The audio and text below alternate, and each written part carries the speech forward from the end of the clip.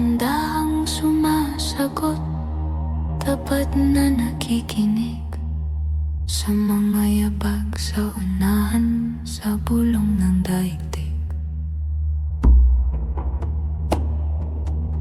Sinusundan ng samyo ng sariwang dahon ng tsaa, umuukit sa landas, paakyat sa pampang ng saba.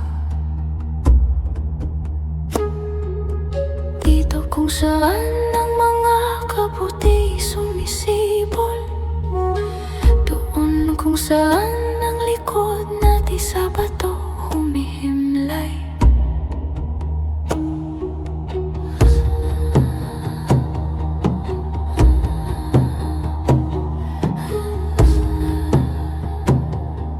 Sa ibabaw ng puting bato, sa ilalim ng araw ng taglamig, yayakapin ng init ang ating balat sa gitna ng katahimikan.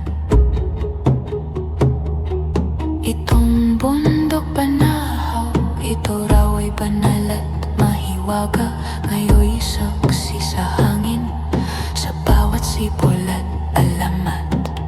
Kumakanta ang bato, humihinga ang mga kuweba, ikinukwento ang lihim sa ilalim ng mga dambana.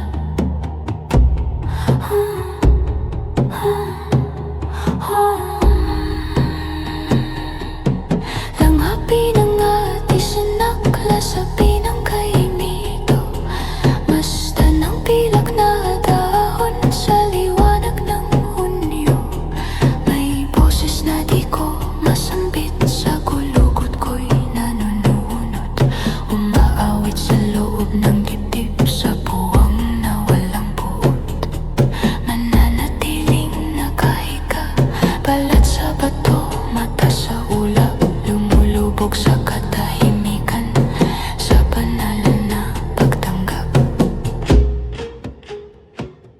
Ngayon ko lang natutunan, ngayon ko lang naintindihan,